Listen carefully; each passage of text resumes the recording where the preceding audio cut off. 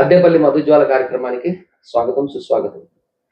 అద్దేపల్లి రామ్మోహన్ రావు గారి సుదీర్ఘ సాహితీ ప్రస్థానంలో అనేక మంది సాహితీవేత్తలు, యువకులు వారి సమక్షంలోనే వీరి సాహితీ ప్రస్థానం అంతా కూడా జరిగిందని చెప్పుకోవచ్చు. వారిని ఈ అభిమానులందరూ కూడా నిత్య సంచారి అని పిలుచుకోవడం అలవాటు. ఏ వారి స్మృతిలో ఉన్న వారందరినీ వారితో పరిచయం ఉన్న కవుల్ని, ఇతర రంగం వారిని పరిచయం చేసుకుంటూ వారి మదిలో నిక్షిప్తమైన అద్దేపల్లి వారి జ్ఞాపకాల్ని వెలుగు తీసుకొచ్చే ప్రయత్నంగా ఈ మధుజ్వాల పాడ్కాస్ట్ కార్యక్రమాన్ని చేస్తున్నాను. తెలుగు సాహిత్యంలో కవితా సంకలనాలు రావడం అనేది అందరికీ తెలిసిందే. ఈ కొద్ది మంది కవులు ఒక సమూహంగా ఏర్పడి ఒక కవిత్వపు ధోరణికి అలవాటు పడ్డ వాళ్ళనమాట. అంటే దాన్ని ముందుకు తీసుకెళ్లాలనుకుంటున్న వాళ్ళు ఒక సమూహంగా ఏర్పడి కవితా సంకలనాలు తీసుకొచ్చిన వాళ్ళు ఉన్నారు. అలాంటి వాళ్ళలో మనం నయాగర కవులను చూసాము, దిగంబర కవులను చూసాము. అలాగే పైగంబర కవులు కూడా గుంటూరులో ఉన్న ఒక 5గురు కలిసి ఒకే రకమైన స్పందన కలిగినటువంటి వాళ్ళు వీళ్ళు పైగంబర కవులుగా ఏర్పడి కవిత్వాన్ని రాశారు. వీళ్ళు 1965లో ఏంటంటే ఉధృతంగా తెలుగు సాహిత్యాన్ని ఒక కుదిపినటువంటి దిగంబర సాహిత్య ప్రభావంతో వీరు ఈ పైగంబర కవులుగా ఏర్పడ్డనట్టుగా సాహితీ రంగంలో చెప్తూ ఉంటారు.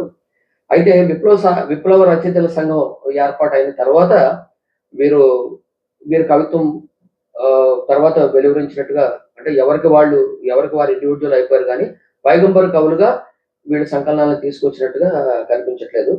ఈ పైగంబర కవుల్లో ఈ 5గురిలో ఒకరు రావినతుల సుబ్బారావు గారు, వారు కిరణ్ బాబు గారు అని పైగంబర కవుల్లో ఒక కవి, వారు మన మధ్య ఉన్నారు. నమస్కారం అండి. వీరిని ఇంటర్వ్యూ చేయడం అనేది నాకు చాలా ఒక రకమైన ఆశ్చర్యకరమైనటువంటి పరిచయం అయింది. నాకు చాలా సంతోషంగా ఉంది. సో ఇప్పుడు వీరిని కొన్ని ప్రశ్నలు గత 50 సంవత్సరాల నుంచి వీరి మధ్యలో ఉన్నటువంటిది ప్లస్ అద్దేపల్లి గారితో ఉన్నటువంటి వీరి పరిచయాన్ని తెలుసుకునే ప్రయత్నం చేద్దాం. నమస్కారం అండి. మీ అంతర్మథనాన్ని తెలుసుకుందామనేటువంటి ఒక ప్రయత్నం సార్ ఇది. మీరు నాకు ఒక ప్రశ్న చెప్పండి. మీరు మిగతా నలుగురు మొత్తం 5గురు కాబట్టి మిగతా 4గురు కలిసి పైగంబర కవులుగా ఏర్పడాలనే సంకల్పం మీకు ఎందుకు కలిగింది? దానికి ఏమన్నా పరిణామాలు దానికి దారి తీసాయా? వాటికి సంబంధించి ఏదన్నా చెప్పండి. మా 5గురిలో సుగంబాబు, కమలాకాంత్ సీనియర్లు, ఆనాటికే రచయితలుగా పేరొందినవారు. నేను అప్పుడప్పుడే అడపాదడపా పత్రికలు రచన చేస్తున్నవాడిని. పత్రికలలో కవితలు, కథలు చదువుతూ ఉండడం వల్ల నాకు రాయాలనే కుతూహలం కలిగింది. మా తండ్రి గారు సిపిఐ ట్రేడ్ యూనియన్ నాయకులు. నా 12వ ఏటనే మా ఇంట్లో శ్రీశ్రీ మహాప్రస్థానం రెడ్ క్యాలికో బైండ్ పుస్తకం చూశాను. ఆశాంతం అర్థం తెలియకపోయినా చదివేవాడిని. అందులోని తూగు, వేగం, భాష నన్ను ఆకట్టుకున్నాయి. అదే నాకు రాయాలనే ప్రేరణ కలిగించింది. తాడికొండలో ఎస్ఎల్సి పరీక్షలు అయ్యాక మేము గుంటూరు కాపురం మార్చాల్సి వచ్చింది. గుంటూరు ఏసీ కాలేజీలో నా పియూసీ, డిగ్రీ పూర్తి చేయడం జరిగింది. ఈ కాలంలోనే అడపాదడపాటి రచనలు చేయడం, ధనిష్ట పేరుతోటి, ఎస్ఆర్ రావినోతుల పేరుతోటి ఏవో చిన్న కవితలు రాశాను. అవి ఏవి ఇప్పుడు గుర్తులేవు, దాచుకున్న దాఖలాలు లేవు. మా తండ్రి గారు రచయిత. ఆయన కొన్ని నాటకాలు రాశారు. పాండవోద్యోగ విజయాలు వంటి నాటకాల్లో నటించారు. పద్యాలు శ్రావ్యంగా పాడేవారు. ఆయన ఓ రోజు నా పిచ్చిరాతలు చూసి సుగంబాబు అని కలవమన్నారు. సుగంబాబు గారి తండ్రి గారు, మా తండ్రి గారు ఇద్దరు పొగా కంపెనీలో సహోద్యోగులు. ఇద్దరు తాడికొండ, గుంటూరు ఐఎల్టీడీ కంపెనీలో పనిచేశారు. సుగంబాబుని తాడికొండలో ఉండగా నేను చూడలేదు. సుగంబాబు ఆయన వాట్సాప్లో గుంటూరులో కలిశాను. అప్పటికే ఆయన కవితలు విశాలాంధ్ర, ఆంధ్రజ్యోతి, ఆంధ్రప్రభ పత్రికల్లో వచ్చేవి. నాకు ప్రేరణ ఇచ్చేవి. ఒకసారి ఓ చిన్న కవిత శ్రీపాద అమృత డాంగే సిపిఐ నాయకులు జన్మదిన సందర్భంగా రాసింది విశాలాంధ్ర మొదటి పేజీలో వచ్చింది. అది ఎంతో ఉత్సాహాన్ని ఇచ్చింది. అలా సుగంబాబును కలుసుకోవడం నా నిత్యకృత్యమైంది. అప్పుడే అనుకోకుండా దేవిప్రియ శాంతా కాలేజీ వద్ద కలిశాడు. శాంతా కాలేజీ ప్రిన్సిపాల్ ఉగాది ఊహలోనే కవి సమ్మేళనం ఏర్పాటు చేశాడు. ఉగాది ఊహలు అందులో పాల్గొనడానికి కానీ దేవిప్రియ వచ్చాడు. మేము ఇద్దరం తాడికొండలో ఎస్వి స్కూల్లో చదువుకున్నాం కలిసి. 9వ తరగతి తర్వాత దేవిప్రియ వేరే ఊరు మాచర్లు అనుకుంటాను వెళ్ళాడు. వాళ్ళ నాన్న ఉద్యోగరీత్యా. ఆ తర్వాత గుంటూరులో మేము ఇద్దరం కలుసుకున్నది శాంతా కాలేజీ వద్దనే. కవిత్వంపై ఇద్దరం ఎంతో మాట్లాడుకుని సుగంబాబు దగ్గరికి వెళ్ళాం. సుగంబాబుకు దేవిప్రియ తాడికొండలోనే పరిచయం ఉంది. అలా ముగ్గురం తాడికొండ నీళ్లు తాగిన వాళ్ళమైనాము. తాడికొండ అంటే గుంటూరు గుంటూరు దగ్గరే 10 కిలోమీటర్లలో ఉంటుంది. దిగంబర కవిత్వోద్యమం ఉప్పనలాగా ఇష్టపడుతున్న తరుణంలో సమిష్టిగా 6 కవులు చేస్తున్న కృషిని మాకెంతో స్ఫూర్తినిచ్చింది. మరీ ముఖ్యంగా మనము కలిసికట్టుగా ఏదైనా చేయాలనే సత్సంకల్పం కలిగింది. దేవిప్రియ తన సహాధ్యాయుని ఓల్గాని పరిచయం చేశాడు. ఓకే, అంటే క్లాస్మేట్ అన్నట్టు. దేవిప్రియ క్లాస్మేట్ ఓల్గా, డిగ్రీలు. ఆహాహా. కమలాకాంత్ విజయవాడ పోస్ట్ డిపార్ట్మెంట్లో పనిచేసేవాడు. ఆయన వారాంతాల్లో సుగంబాబు షాప్ దగ్గరికి వచ్చేవాడు. ఒక గ్రూప్ రచన చేసిన సంకలనాలు తీసుకురావాలనే ప్రతిపాదనకు అంగీకారం కుదిరింది. కమలాకాంత్ గారు కథలు రాసేవారు. కథలు రాసేవాడు, పోయిటరీ రాసేవాడు. అప్పటికే 3 నవలలు రాశాడు ఆయన, 2 కవితా సంపుటాలు వేశాడు, ఒక కవితా సంపుటి కూడా వేసాడు. ఆయన కూడా గుంటూరు వారే. గుంటూరు వాడే, కానీ విజయవాడలో ఉంటాడు. విజయవాడ పోస్టల్ డిపార్ట్మెంట్ పనిచేవాడు. ఓహో. గుంటూరు వాడు కాదు, యాక్చువల్గా విజయవాడ వాడే చెప్పాలి. ఆహా. కృష్ణా జిల్లా వాడే ఆయన. కృష్ణా జిల్లా వాడు. Okay okay. అలా వచ్చినవే మా 2 సంకలనాలు, యుగ సంగీతం, యుగ చైతన్యం. అదే మీరు ఇప్పుడు మాట్లాడిన దాంట్లో చాలా మటుకు మీ చరిత్ర చెప్తూనే ఉన్నారు. అంటే మీరు పోయిటరీకి రావడానికి చెప్తూ ఉన్నారు. అంటే నేను నా రెండో ప్రశ్నగా యాక్చువల్గా మీ కుటుంబ నేపథ్యం ఏమైనా ఉన్నదా, లేకపోతే మిత్రుల సహకారమా, లేకపోతే మనం ఉండేటువంటి సమాజం వాతావరణం, మనకు ఒక్కొక్కసారి మనకి ఆ వాతావరణం నచ్చక మనం పోయిటరీ రాయగలిగినటువంటి శక్తి ఉంటే ఆ రకంగా రాసేటువంటి ఒక ఉత్సాహం కలుగుతూ ఉంటుంది. లేకపోతే దిగంబర కవులు అని చెప్పి చాలా పాపులర్ అయినటువంటి కొంతకాలం, అంటే సాహిత్యంలో పెను మార్పు తీసుకొచ్చినట్టుగా ఒక కాలంలో చెప్తారు 1965 ఆ ప్రాంతంలో. చెప్పిన తర్వాత వాళ్ళని అతి జుగుప్సగా రాశారని ఇట్లా చాలా మంది విమర్శకులు వాళ్ళని తీవ్ర విమర్శలు చేశారు. దానికి తర్వాత బహుశా వాళ్ళు తగ్గినట్టున్నారు. ఆ తర్వాత కొంచెం తగ్గించుకున్నారు. ఈ ప్రేరణతో మీరు ఏమన్నా దిగంబర కవులు వచ్చింది కాబట్టి పైగంబర కవులని ఏమన్నా పెట్టుకోవడం జరిగి మీరు ఒక గ్రూప్ గా ఏర్పడ్డారా, లేకపోతే మీ అంతటి మీరుగానే అనుకుని ఏదైనా ఆ గ్రూప్ గా ఫార్మ్ అవడం జరిగిందా అనేది నా ప్రశ్న. కొద్దిగా దాన్ని చెప్తారు. పైగంబర కవుల్లో ఒకటిగా నాకు గుర్తింపు రావడం అన్నది నాకు ఎంతో సంతోషం కలిగించే మాట వాస్తవం. రాశిలో తక్కువ రాసినా పైగంబర కవి అన్న భుజకీర్తి నాకు మిగిలింది. రాముడు అనే పదానికి భీముడు అనే పదం అనుకరణ కానట్లే దిగంబర అనే శబ్దానికి పైగంబర అనే పదం అనుకరణ కాదు. అన్నార్తులు, అణగారిన ప్రజల దైన్య జీవన స్థితిగతులు చాటి చెప్పడంలో దిగంబరులకు మాకు భేదాభిప్రాయాలేం లేవు. వారు ఉపయోగించిన భాష పట్ల మాత్రమే మాకు అభిప్రాయ భేదం ఉంది.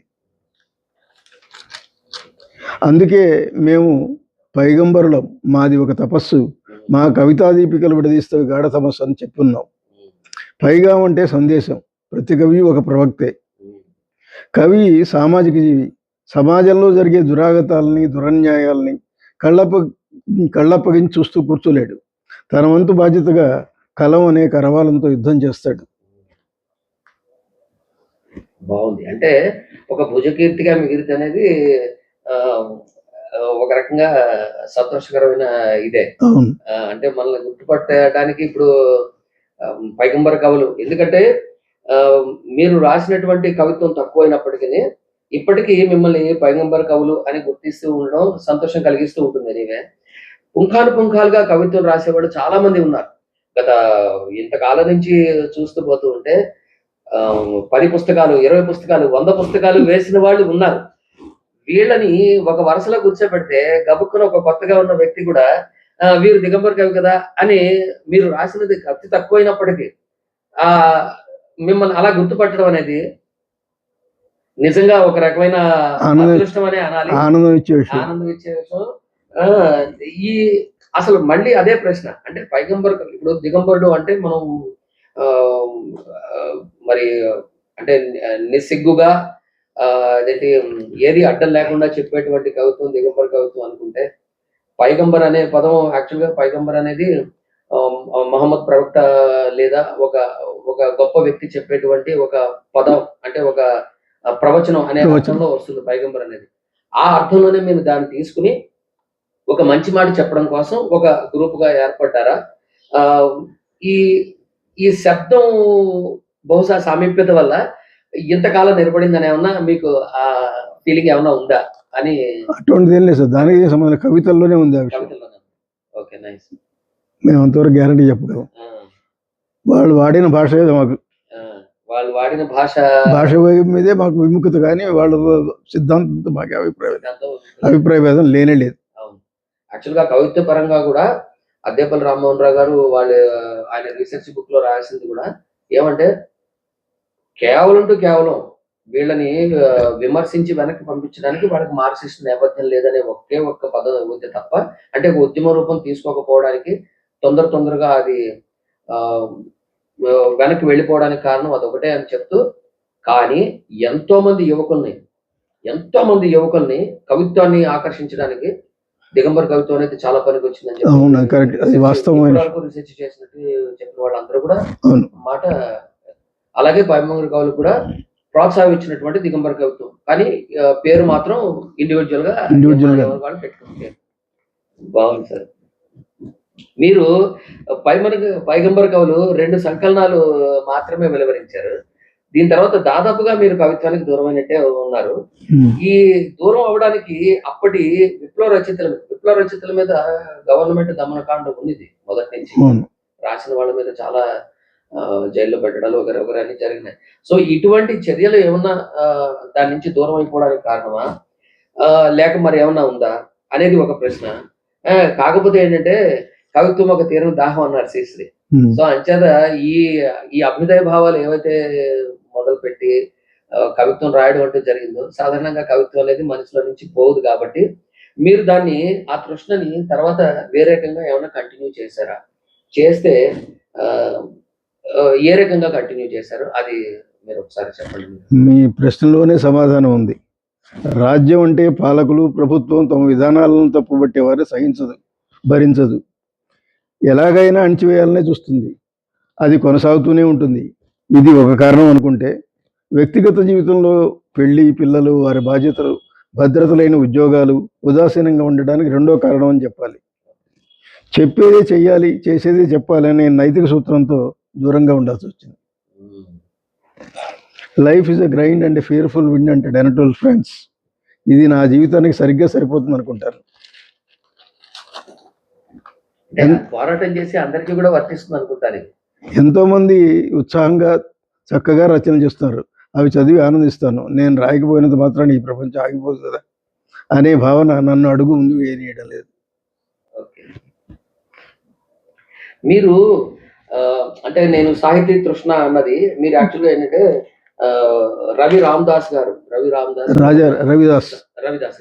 ఆయన సంత్, వారి హిందీ పోయిటరీ అనుకుంటాను, తెలుగుకి ట్రాన్స్లేట్ చేసినట్టుగా చదివి ఉన్నాను. అద్దేపల్లి రామ్మోహన్ నాన్నగారు కూడా సమీక్ష రాశారు. దాని గురించి కొద్దిగా చెప్పండి సార్. మీ స్పందన యాక్చువల్గా ఆ కవిత్వంలో మీకు వచ్చి ఉంటుంది. నేను 1995లో హైదరాబాద్ చేరాను సార్. ఏవో చిన్న చితక ఉద్యోగాలు చేస్తూ సంసారం విడదీస్తూ ఉన్నాను. మా చెల్లెలి భర్త, మా మేనత్త కొడుకు శ్రీ రామచంద్ర మిషన్ అభ్యాసిగా ఉన్నాడు. అభ్యాసి ప్రాక్టికంట్ అయిన. ఆ సంస్థ మెడిటేషన్ మాత్రమే చేయిస్తుంది. ఆ సంస్థలో అభ్యాసగా చేరినందువలన ఏదో వస్తుందని ఆశలు పెట్టుకుని చేరవద్దని ముందే చెబుతారు. విగ్రహారాధన వంటివి లేవు. ఇవి నాకు నచ్చి నేను అభ్యాసగా చేరాను. ఎందుకంటే నేను విగ్రహాలు చేసేవాడిని కాదు. అదే సాధన కొనసాగిస్తున్నాను. దానివల్ల నాకున్న మైగ్రేన్ తలనొప్పి మాయమైంది, మానసిక శాంతి లభించింది, ఆలోచనల నియంత్రణ జరిగింది. ఈ సమయంలోనే నీకంటూ ఓ పుస్తకం ఉండాలి తమ్ముడు అని సుగంబాబు నన్ను కోరేవాడు. నా కవితలు ఏవీ దాచుకోలేదు, కొత్తగా రాసి పుస్తకం వేసే ఆలోచన లేదు. జగజిత్ సింగ్, చిత్రా సింగ్ పాడిన రవిదాస్ గీతం ప్రభుజీ తుమ్ చందన్ హమ్ పానీ నన్ను అమితంగా ఆకట్టుకుంది. దాంతో రవిదాస్ గురించి పరిశోధించి ఆయన రచనలు తెలుగులో చేయాలనే ఆలోచనతో 4 రోజుల్లో పూర్తి చేసి సుగంబాబు సూచనతో ముద్రించడం జరిగింది. కొన్ని కాపీలు పంచగా కొన్ని కాపీలు central institute of Indian language వాళ్ళు తీసుకున్నారు. ప్రస్తుతం నా వద్ద ఒక్క కాపీ కూడా లేదు. రవిదాస్ పుస్తకం. రవిదాస్ భావాలను యథాతథంగా అనువాదం చేశానని అనుకుంటున్నాను. అద్దేపల్లి రామ్మోహన్ రావు గారు తన అభిప్రాయాన్ని తెలియజేశారు. మేము కబీరు, తులసి, మీరాలతో ఆగాము, నువ్వు రవిదాసును పరిచయం చేసి మంచి పని చేశావు అన్న సినారాయ్ గారి సర్టిఫికేట్ చాలు నాకు. అదే అంటే నేను ఆ, మీరు మీరు పంపించినటువంటి ఉత్తరాల్లో ఒకటి చూశాను. గోపి గారు కూడా దాన్ని మెచ్చుకుంటూ ఏమైపోయారు పైగంబర్ కవులు? ఎప్పటి పైగంబరక ఎక్కడున్నారు? ఎప్పటి పైగంబర కవి నువ్వు అన్నాడు ఆయన. అన్నాడు ఆయన. అది అంటే సడన్ గా పాత వాళ్ళని ఒకసారి గమనించుకుంటే ఆ కాలం వాళ్ళు సంతోషపడతారు కదా, అవును. అటువంటి సంతోషం ఆ పదాల్లో కనిపించింది నాకు. అంటే ఏమైపోయారు అన్నట్టుగా, ఎక్కడున్నారు అన్నట్టు అనమాట. ఆ, మీకు అద్దెపల్లి రామ్మోహన్ రావు గారితో పరిచయం ఎక్కడ కలిగింది సార్? ఎట్లా మీరు? నేను యాక్చువల్గా సుగం బాబు గారి ఇది కూడా చదివి ఉన్నాను. సుగం బాబు గారి మీద కామెంటరీస్ అంటే ఆయన పుస్తకావిష్కరణ 15లోనో 10లోనో ఎక్కడో జరిగింది, త్యాగరాయ గారి సభలో ఎక్కడో రెక్కల మీదకి సంబంధించింది ఏదో సంథింగ్. ఆ, అది చెప్తూ కూడా ఆయన ఆర్టికల్ రాశారు. సో రాసిన దాంట్లో రెక్కలు ఒక కొత్త ఫార్మేట్ లో ఆయన రాశారు, కానీ దీనిని ప్రచారం చేయడానికి మాత్రం అద్దెపల్లి రామ్మోహన్ రావు గారే కారణం అని చెప్పాడు ఆయన. కరెక్ట్, ఆ విషయం కరెక్ట్, ఆ విషయం కరెక్ట్. అలాగే ఇదివరకట్లో మినీ కవితను అలాగే చెప్పారు, ఈ రెక్కలు కూడా సుగంగా అలాగే చెప్పారు. సో అద్దెపల్లి రామ్మోహన్ రావు గారితో మీ పరిచయము, దాని గురించి చెప్పండి. నాకు చాలా సంతోషంగా ఉంటుంది నాన్న గురించి ఎవరైనా. అద్దెపల్లి రామ్మోహన్ రావు గారు గుంటూరు వస్తుండేవాళ్ళు, అరసం సభల్లో కలిసేవారు. కొత్త వాళ్ళని ప్రోత్సహించడంలో ఆయన ముందు ఉండేవారు. ఆయన ఓ నడిచే విశ్వవిద్యాలయం, మొబైల్ యూనివర్సిటీ. ఇదే విషయం చాలా మందితో నేను అన్నాను. 1995 నుండి ఆయన హైదరాబాద్లో సుగం బాబుని కలిసిన ప్రతిసారి నేను కలిసేవాడిని. ఎన్నో విషయాలు మాట్లాడుకునేవాళ్ళం. కిరణ్ నువ్వు రాయాలయ్యా అనేవారు, నేను నవ్వి ఊరుకునేవాడిని. హైదరాబాద్ దీన్ దయాళ్ నగర్లో మా ఇంటికి 2-3 పర్యాలు వచ్చారు. ఇద్దరం కలిసి ఒక సభలో పాల్గొన్నాం. ఒక అమ్మాయి షమి అనే ఒక అమ్మాయి పుస్తకం చేస్తే దాంట్లో ఆయన అధ్యక్షుడు, నేను స్పీకర్. ఆ పుస్తకం రివ్యూ చేయడం జరిగింది. సో మీరు సాహిత్య రంగానికి దూరంగా లేరు, ఉన్నారు అనుకుంటున్నారు అంతే. అంతే, అంటే నేనుగా రాయడం లేదు, అదొకటే. అదే అదే పరిచయం అంతే. ఆ పరిచయం అలా కంటిన్యూ అవుతుంది. 50 ఏళ్ళు అదే, దాదాపుగా 50 years, 50 years 70 నుంచి కదా 1970s నుంచి పరిచయం. ఓ నైస్, బాగుంది. మీరు అంటే నేను ఇందాక చెప్పినట్టుగానే అభ్యుదయ భావన ఉన్న రచయిత కూడా తాను ఎప్పటికప్పుడు కొత్తగా ఆవిష్కరణ చేసుకుంటూనే ఉంటాడు కదా. అలాగే చలంగారు గురించి ఇప్పుడు రిఫరెన్స్, ఎందుకంటే మీరు దూరంగా ఉన్నారు కాబట్టి నాకు ఆయన సడన్ గా గుర్తొచ్చారు. ఇప్పుడు చలంగారు కూడా ఆయన చలంగారికి మనకు పోలిగా సార్. చలం వచనం రాసిన కవిత్వంలోనే ఉంటుంది. చలన్ని ఎవ్వరు పోల్చడానికి కంపేర్ చేయలేనటువంటి కవి. అదే కాదే, దూరంగా ఉన్నారు, కవిత్వం నుంచి దూరంగా ఉన్నారు, ఎందుకు అంత దూరం అయిపోయారు అనే ప్రశ్న కోసం ఆయన పేరు వచ్చింది తప్ప వేరే కాదు. దూరం అయినప్పటికీ కూడా కవిత్వానికి దగ్గరగా ఉండే ప్రయత్నం మీరు చేస్తూ ఉన్నట్టుగానే రవిదాస్ గారిది చేయడం వల్ల అర్థమైంది. ఇప్పుడు అద్దెపల్లి రామ్మోహన్ రావు గారితో పాల్గొన్న సభలు కూడా చెప్పారు, కానీ దూరంగా లేరు మీరు. కానీ ఏంటంటే కవిత్వం రాయడం తగ్గించుకున్నారు, అది అధ్యయనం మాత్రం అధ్యయనం చేస్తున్నారు. కొత్త కవులు అందరినీ ప్రోత్సహిస్తున్నారు. అదే అడుగుదాం అనుకుంటున్నాను, కొత్త కవులకి ప్రోత్సహిస్తున్నారు. సో కొత్త కవులకి ఇప్పుడు సూచన చేసేటట్టుగా, అంటే కొత్త కవులు ఎందుకు అడుగుతున్నానంటే సార్, మేము రంజని తెలుగు సాహిత్య సమితిలో ఉన్నాం, ఏజీ ఆఫీస్ రంజని తెలుగు సాహిత్య సమితి. ఈ తెలుగు సాహిత్య సమితిలో కూడా మీకు పరిచయం ఉన్నవాళ్ళు కొంతమంది ఉన్నారు. చీగోలు సుందరయ్య గారు ఉన్నారు, డి ప్రభాకరన్ ఆయన ఉండేవాడు, కేకే మీనన్, మీరు చెప్పిన కేకే మీనన్ ఉన్నారు. వీళ్ళంతా మీకు పరిచయస్తులే. మీరు ఎప్పుడన్నా వచ్చారా సార్? ఎప్పుడు రాలేదు. నేను హైదరాబాద్ వచ్చింది 95, తర్వాత రాలేదు, ముందు రాలేదు. ఎప్పుడన్నా సభల్లో కలవడమే తప్ప. అదే అంటే కొత్త వాళ్ళు కవిత్వం రాస్తుంటారు చాలా మంది, అంటే మా ఏజీ ఆఫీస్ వాళ్ళు ముఖ్యంగాను. ప్లస్ ఏమో ఏజీ ఆఫీస్ ముఖ్యంగా కుందుర్తి అవార్డు అని ఆయన పోయిన వెంటనే కుందుర్తి అవార్డు అని ఒకటి పెట్టింది. ఫ్రీవర్స్ ఫ్రంట్ ఆయన పోయిన తర్వాత మనం రంజని కుందుర్తి అవార్డు అని తెలుగు సాహిత్య ఏజీ ఆఫీస్ తరఫున ఒక అవార్డు పెట్టడం జరిగింది. ఇది చాలా పాపులర్ ఇదన్నమాట అవార్డు. ఇప్పుడు ప్రత్యేకంగా ఇప్పుడు చాలా ప్రముఖులుగా ఉన్నటువంటి అందరూ కూడా ఎప్పుడో ఒకప్పుడు ఏజీ ఆఫీస్ నుంచి రంజని అవార్డు అందుకున్న వాళ్ళే.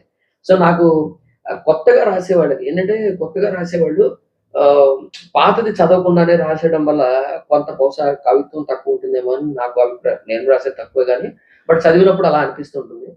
మీరు ఏదైనా కొత్త కవులకి ఏదైనా ఒక సూచన ఉంటే ఒక మాట. మీ ప్రశ్న చాలా పెద్దదిగా ఉంది. సామాజిక మాధ్యమాల్లో సాహిత్య సృజన విరివిగా జరుగుతూనే ఉంది. తాలు కొట్టుకుపోయి మేలు నిలుస్తాయి. ఐడెంటిటీ క్రైసిస్ కోసం ఈ ప్రక్రియలన్నీ పుట్టుకొస్తున్నాయి. ఐడెంటిటీ క్రైసిస్ అంటే నాకు ఒక ప్రత్యేకమైన గుర్తింపు కావాలి అనడం కోసం ఒకళ్ళు మీరు ఇంకో మొగ్గలు అంటారు, ఇంకో ఆయన కిరణాలు అంటాడు, ఇంకో ఆయన రెక్కలు అంటాడు, ఇంకో ఆయన చుక్కలు అంటాడు, ఇంకో ఆయన ముగ్గులు అంటాడు. ఇవన్నీ ఎందుకంటే ఒక ఐడెంటిటీ క్రైసిస్ కోసమే, తన్ని గుర్తించాలి ఓకే. అనేటువంటి గుర్తింపు. ఏదో నానీలు రాసిన గోపి గారికి, రెక్కలు రాసిన సుగం గోపి గారికి వచ్చింది కాబట్టి మనకు కూడా ఒక గుర్తింపు ఉండాలి అనేటువంటి దుగ్ధ కనిపిస్తుంది తప్ప నాకు అది దానికి ఏ పేరు పెట్టకపోయినా కవిత అని రాస్తే చాలు, పేరే పెట్టక్కర్లేదు దానికి, రెక్కలని కిరణాలు ఇట్లా ఏం పెట్టనవసరం లేదు. ఏదో రాసింది ప్రతి దాంట్లో ఏదో చమక్కుంటూనే ఉంటుంది, ఉంటేనే కదా నిలబడుతుంది, ఉన్నదే కవిత్వం ఉన్నదే కవిత్వం అవుతుంది. దానికి పండిత జగన్నాథరాయలు కొటేషన్ ఒకటి చెప్పాల్సి వస్తుంది ఇక్కడ. కవిత్వం అంటే రసం జాలువారాలి, మనసు కరగాలి, రమణీయార్థ ప్రతిపాదన అవ్వాలి, చమత్కారం ఉండాలి. అలాంటి ఒక్క శబ్దం ఉన్నా అది కవిత్వం అనిపించుకుంటుంది. కవిత్వం అంటే రసం జాలువారాలి, మనసు కరగాలి, రమణీయార్థ ప్రతిపాదన అవ్వాలి, చమత్కారం ఉండాలి.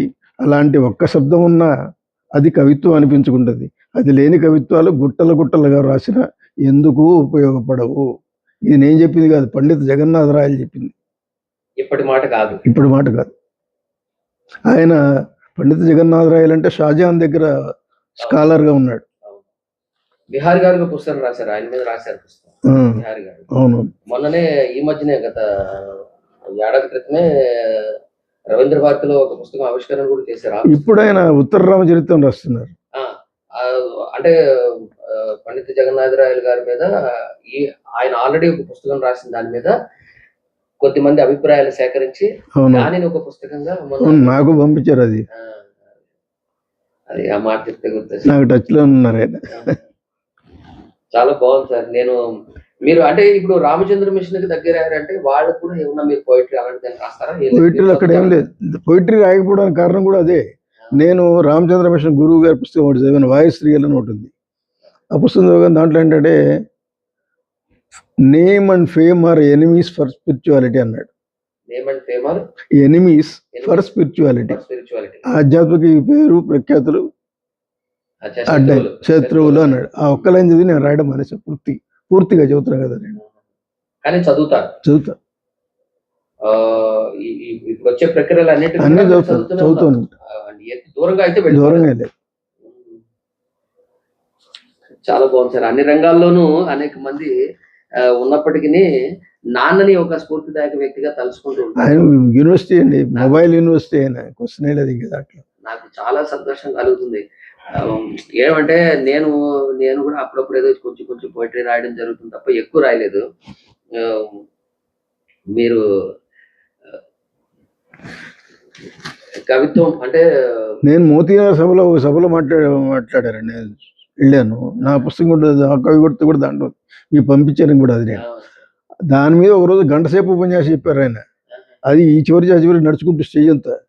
అట్లాంటి వ్యక్తిని నేను ఎక్కడ చూడలే, నడుస్తూనే మాట్లాడుతూనే ఉన్నాడు ఆయన. ఏ పుస్తకం గురించి సార్? చైతన్య భారతి వాళ్ళ పుస్తకం సార్, కవితా సంకలనం ఒకటి, మోతీనగర్లో. దాంట్లో నా పోయం కూడా ఒకటి ఉంది, అది మీకు పంపించాను కూడా. మనిషిని బతికించండి అని. ఒక్క గంట సేపు మాట్లాడారు. ఏమి ఇట్లా ఇంతసేపు మాట్లాడుతున్నాడు గంట. అది ఇష్టం. అంటే కవిత్వం ఎక్కడున్నా సరే అక్కడికి వెళ్ళి వాలాలనేది ఆయన ఇష్టంతో చేసినటువంటి పని. నాకు అనుకోకుండా మీరు కలవడం అనేది నాకు చాలా సంతోషం కలిగింది. నేను అదే మా బ్రదర్తో ప్రభుతో కూడా చెప్తే, అరే చేయరా అసలు ఎప్పటి వాళ్ళు ఒకసారి కలిస్తే చాలా అసలు బాగుంటుంది. అంటే మనం ఈ పాడ్కాస్ట్ చేసిన దానికి కొంత శాంక్టిటీ కూడా వచ్చే అవకాశం ఉంటుంది. ఏదో కాకుండా అంటే ఒక స్థిరపడ్డవాడు, ఒక పేరు స్థిరంగా ఉన్నటువంటి ఒక గ్రూప్ని మనలో ఒక వ్యక్తిని ఇంటర్వ్యూ చేస్తే అనేది మనకు చాలా బాగుంటుంది. బట్ యూ ట్రై అని అన్నారు. మీరేమో పొద్దున్న డౌట్ ఎక్స్ప్లెయిన్ చేసరికి ముందు డౌట్ పడ్డారు, అమ్మ వస్తారా రారా అని. కానీ అసలు నిజంగా చాలా సంతోషంగా ఉంది సార్. అనుకోకుండా మీరంటి వాళ్ళు ఈ పాడ్కాస్ట్ అందించడం చాలా థ్యాంక్ యూ సార్. నన్ను పాడ్కాస్ట్ ఇంటర్వ్యూ పిలిచినందుకు మీకు ధన్యవాదాలు. అదేవిధంగా అద్దెపల్లి వారిని గుర్తు చేసుకునే అవకాశం కూడా కలిగించారు. సంతోషం. Thank you sir. మళ్ళీ తర్వాత ప్రోగ్రామ్ లో కలుసుకుందాం. Thank you sir.